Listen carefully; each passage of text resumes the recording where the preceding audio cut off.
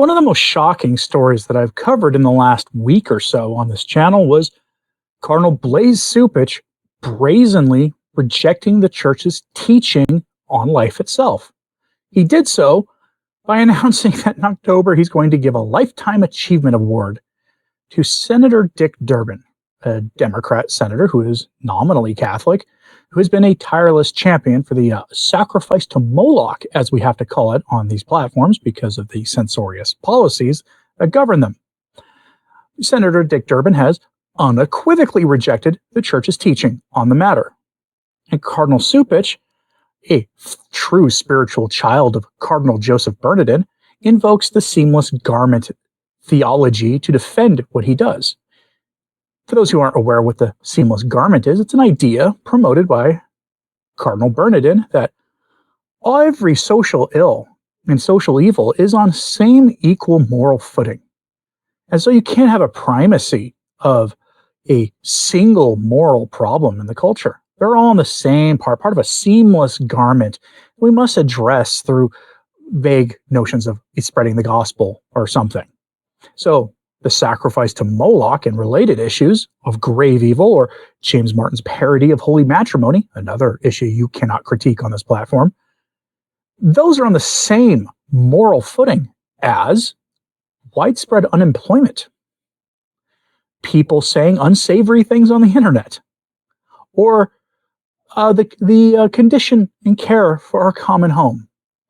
All of those things are on the same moral footing, according to the satanic seamless garment theology. Truly, that thing which Senator Durbin defends most vociferously is a sin that cries out to heaven for vengeance, much like that sin that James Martin is trying to normalize by saying the church has got its teaching wrong. All the men here are attacking and undermining the magisterium of the church when they go and do these kinds of things. Cardinal Cupich has remained largely silent since he announced this award, but two bishops have stepped forward and said, no, you cannot do this, Cardinal Cupich. I oppose this. Now, Cardinal Cupich is free to give an award to whomever he wants.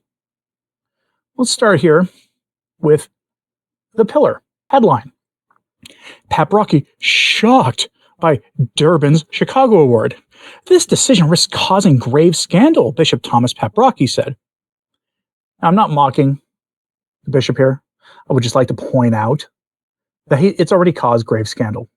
But we're so numb now to grave scandal that most of us now see this and go, yeah, it's life in the church today where the bishops don't have the faith.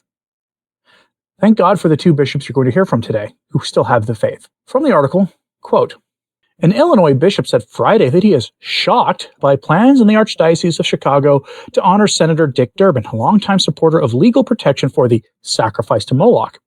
Durbin, who is prohibited from receiving the Eucharist in his home diocese of Springfield, will be feted in November with a Lifetime Achievement Award by the Archdiocese of Chicago's Office of Human Dignity and Solidarity. And yes, that is a real office in the Archdiocese of Chicago.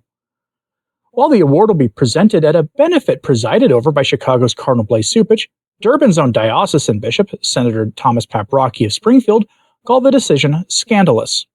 I was shocked to learn that the Archdiocese of Chicago plans to honor Senator Richard Durbin with a Lifetime Achievement Award, Paprocki said in a September 19th statement, given in response to questions from the pillar. Given Senator Durbin's long and consistent record of supporting the sacrifice of the most vulnerable to Moloch, including opposing legislation to protect children who survive failed attempts, this decision risks causing grave scandal, confusing the faithful about the church's unequivocal teaching on the sanctity of human life, Paprocki added. Honoring a public figure who has actively worked to expand and entrench the right to end innocent human life undermines the very concept of human dignity and solidarity that the award purports to uphold, the bishop said, end quote. Now, I know, as someone who in my misbegotten youth had generally left-wing political views because I was dumb, I will tell you exactly why they're giving him this award for human dignity and solidarity. It's because he is a supporter of widespread access to the sacrifice to Moloch, which upholds human dignity in their eyes, and also because he is a supporter of expansive government social welfare programs. That's why. Many of our bishops today treat their episcopal office as if they are just branch managers for Democrats at prayer at a Catholic mass. That's all they do. That's how they treat it. Now, Paprocki wasn't the only one to speak out on this. In a much shorter statement, Archbishop Cordileone posted the following on his X account.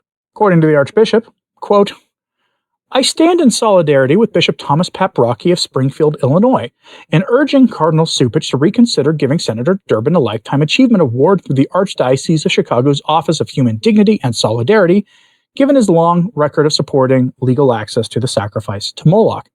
Bishop Paprocki, who is Senator Dick Durbin's bishop, has expressed shock that the Archdiocese plans to honor Senator Durbin, who, although a self-professed Catholic, supports access to this evil ritual so radically that he has even opposed legislation to protect those who have managed to survive the attempts on them. Bishop Paprocki is correct that both clarity and unity are at risk. I hope this will be a clarion call to all members of the body of Christ to speak out to make clear the grave evil that is the taking of innocent human life.